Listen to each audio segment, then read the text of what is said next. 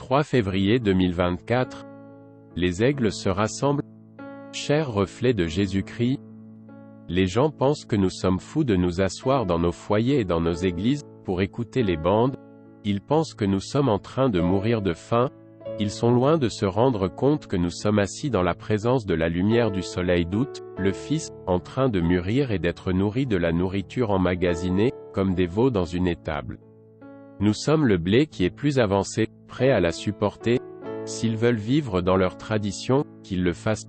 Pas nous, nous vivons dans la lumière pour notre jour.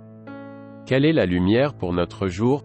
Dieu a envoyé au monde son puissant 7e ange, pour conduire son épouse.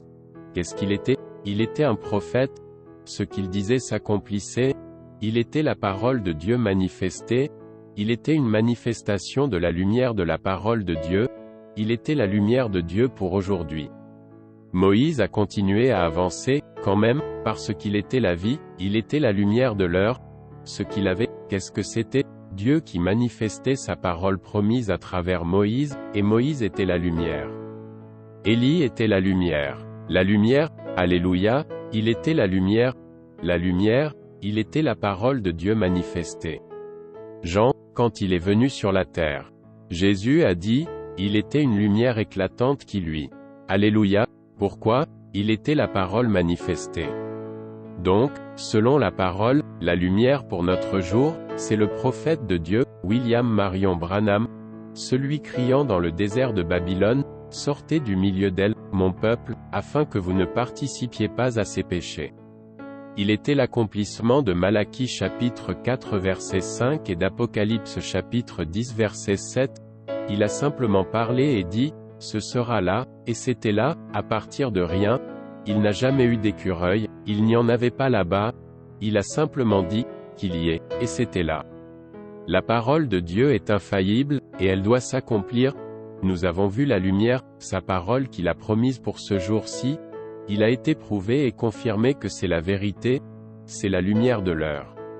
Il n'y a aucun substitut, sachant que ce que nous écoutons, c'est la parole manifestée pour aujourd'hui. Elle ne contient aucun vermisseau, zéro. Si d'autres sont satisfaits avec quelque chose d'autre, qu'ils le soient, mais pas nous.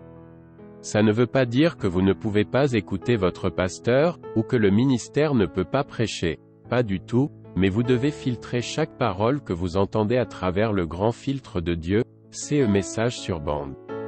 Quand ils disent que les jours du message d'un seul homme sont passés, ça, c'est un vermisseau. Quand ils disent que ce message n'est pas leur absolu, ça, c'est un vermisseau. Quand ils disent que d'écouter les bandes n'est pas suffisant, ça, c'est un vermisseau. Il n'y a rien de plus grand que d'appuyer sur lecture, sachant qu'on peut dire Amen à chaque parole. Il n'y a aucun autre endroit où on peut faire cela, sauf en écoutant le message de l'heure. Nous sommes maintenant le reflet de Jésus-Christ pour aujourd'hui. Nous sommes sa parole manifestée. Nous sommes ceux qu'il a choisis pour recevoir sa grande révélation du temps de la fin. Nous sommes son épouse. Seule son épouse aura la vraie révélation de la lumière pour aujourd'hui. Ils sauront que cette lumière les perfectionnera. Cette lumière est le Saint-Esprit qui parle par son ange messager. Aimeriez-vous vous asseoir dans la présence de la lumière de Dieu pour l'heure? Alors je vous invite à vous joindre à nous dimanche. À midi, heure de Jeffersonville, quand nous écouterons Il y a ici un homme qui peut allumer la lumière 63-1229. Frère Joseph Branham. Passage des Écritures à lire avant la réunion. Genèse chapitre 1 verset 3 et chapitre 2. Psaume chapitre 22. Joël chapitre 2 verset 28.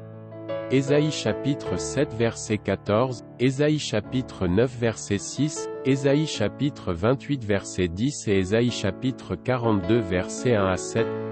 Saint Matthieu chapitre 4 verset 12 à 17. Chapitre 24 et 28. Saint Marc chapitre 16. Apocalypse chapitre 3.